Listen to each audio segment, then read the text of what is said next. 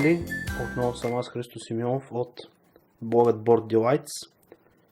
Знаете, че рядко правим unboxing видеа, представих някакви игри, защото интернет и специално YouTube е залят с такива, но днес, за да спазим все пак тази традиция и да я нарушим леко, ви представям едно нетрадиционно unboxing видео. Нетрадиционно, защото продукта, който ще отворим, почти не може да бъде открит на българския пазар. Първо, какво е това, което виждате пред вас? Това е вече известната поредица Dice Masters на WizKids. На WizKids, дизайн Майк Елиот и Ерик Ланг. Dice Masters ще намерите скоро ревю на нея на нашия блог. Общо взето е игра с зарове, в която всеки един от играчите, обичайно се играе за двама, изражда отбор от супергерои, които се борят един срещу друг. Супергерои от вселената на Марвел, макар че WizKids пуснаха и няколко други, така да се каже, няколко други видове герои. Какво е характерното тук? Какво виждаме пред нас? Това е това, което всъщност разполагам лично аз, така да се каже, това е моята лична колекция на Dice Masters. Тук виждате трите стартови пакета: Avengers, vs. X-Men, Uncanny и Age of Ultron. Тук всичко са героите. Имаме Apocalypse, отново Apocalypse, Sabretooth, Emma Frost. Тук отгоре виждаме Human Torch, Grim, Benting, Doctor Strange, Spider-Man, Deadpool и така нататък и така нататък. Всичко това останалото са карти с герои, които няма в момента да ви ги представя, защото целта на това видео е друга. Целият този декбокс също е пълен с карти с герои, които могат да използвате за направата на отбор. Вътре в самата кутия има няколко не особено лицеприятни резултата, които само ще флашна леко пред камерата и ще ги прибера, защото не говоря добре за мене. Ето ги и самите зарове. Заровете са страхотни, едно от най-големите предимства на Dice Masters. Страхотни, шарени, къстъм зарове, които получават една много ниска цена. Някъде в този комплект има може би около 200 и над 200 зара. Виждаме много красиви от тях. Защо показвам всичко това и защо започвам видеото така? Защото това е начинът, по който аз съм избрал да държа моята колекция Dice Masters. Едно от най-големите минуси на Dice Masters е липсата на адекватно решение, по което да сторвате своята колекция. Аз съм избрал тази съвсем обикновена кутия за инструменти, в която съм я сложил.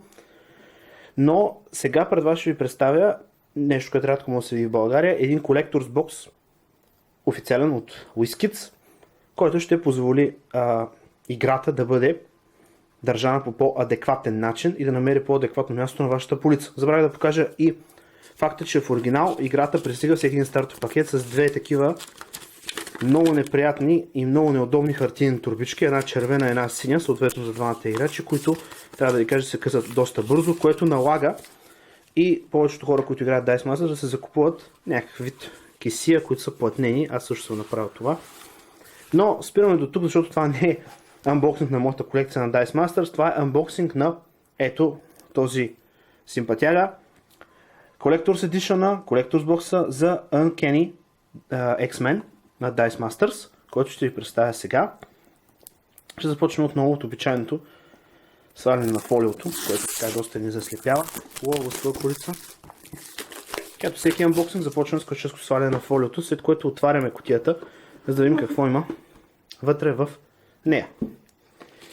Вътре в кутията тя явно пристига с инструкции какво да очакваме от Uncanny серията на X-Men.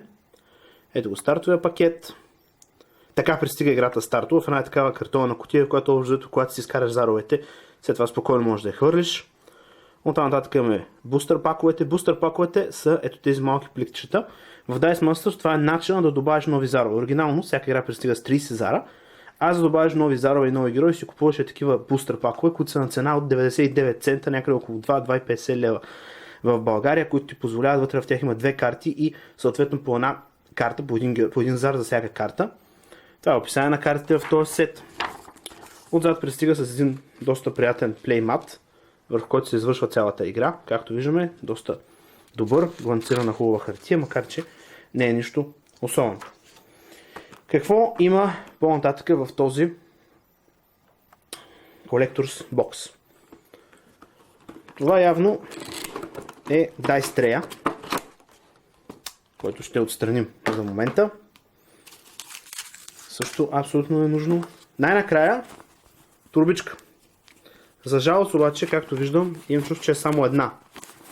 Не е много дълбока, но е приятна кадифена турбичка. Сега ще се огледам дали няма още една. Ще погледнем после отдолу дали няма още една. Сега виждам само една. Уискис отново са се стиснали, така да се каже. Се даде само една турбичка. Все пак играта не мога да бъде игра на соло. Тя се играе поне от двама души, така че това е отново крайно неприемливо решение, което трябва да кажа, че малко ме разочарова. Какво имаме тук в кутията? Малко карти. Това са съвсем стандартните екшън карти, като цветове различни, и екшън картите от Uncanny сета. Ambush, Enrage, Feedback, Imprisoned, Possession, Reckless Melee, Relentless и така нататък. Различни карти и една по-специална карта, която виждаме тук. Карта на герой Професор X, Recruiting Young Mutants. Една карта за Професор X. Защото нищо чак толкова впечатляващо от този момент. Малко зарчета виждам тук. Два комплекта, така наречени сайдкик зарове. Всеки играч започва играта с тези сайдкик зарове, които са 8 на брой. Това тук са екшън заровете, всъщност, които отговарят на ето тези цветове, както виждате. И освен екшън заровете, които ще да сложа тук, имаме и само 8 сайдкик зара. Помислих, че са дали два комплекта, но отново като турбичката, явно в Collector's Box получавате само един комплект. Един комплект CV екшън зарове. За сравнение показвам обикновените сайдкик зарове отдолу, с които аз разполагам. Те са бели. Новите са сивички, които идват в Collector's Edition. Не знам кое е по-добре, може би сивите в крайна сметка ще са по-така газарски, така да се изразя. Връщаме ги и тях тук. Да видим има ли все пак нещо под този трей. Да го надигнем. Хоп, изненада. Уискит все пак са помислили за нас и са ни дали 4 бустър пака, за които стана дума преди малко. Сега ще имам те удоволствието да видите какво представляват бустър паковете за Uncanny X-Men. Ето така е един бустър пак. Вътре в него, както казах, има 2 зара и 2 карти. Отваря се тук отгоре, доста лесно направено от господата от Уискит. Отваряме. Изсипваме и да видим какво изтеглихме. Това вече не е нужно. Това също не е нужно. Това представлява картонче, който просто пречи на вашите карти да се смачкат. И какво намираме вътре? Оставя заровете насам. Вътре намираме X23, Scent of a Murder и Pyro, Saint John, Our Dice. Това е една от картите на Pyro. И съответно зар на Pyro и зар на X23, на Weapon X23. Едно от най-забавните неща в Dice Masters трябва да се каже за купуването на тия пакове. Тия пакове са на изключително достъпни цени, както ви казах. Отвъд океана препоръчителната цена, ако не се лъжи, беше 99 цента, американски цента.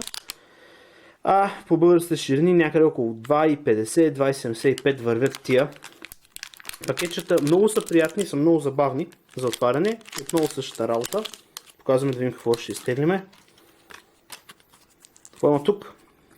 Marvel Girl, една от картите на Marvel Girl и зарът на Marvel Girl и Ant-Man.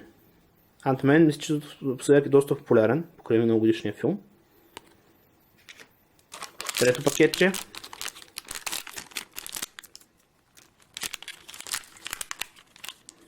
Какво е в третото пакетче? Quicksilver. Също един от сравнително по-новите герои. И Magic. Magic е един не толкова традиционно познат герой от X-Men, даже да бих казал, че не е много позната на по-широката маса фенове. И последното пакетче.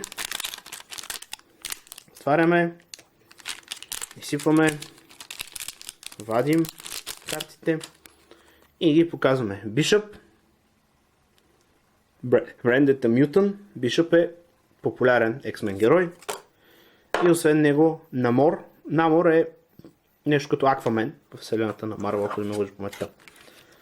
Общо взето това е всичко, което има в този Collector's Box. Отново ми казва, че малко така са се поспестили Уискит, но най-важното предназначение. Какво е всъщност предназначението на всичко това? Ще ви покажа, а то е ето този трей. Ето така, застават заровете в него. Според WizKids и според това, което получаваме като описание на самата кутия, Трея събира до 300 зара, което автоматично означава, че тази колекция, тази скромна моя колекция, ще намери място тук. Ами това беше, приятели. Благодаря отново за вниманието. Аз съм Христо Симеонов от Board Delights и нека играем заедно.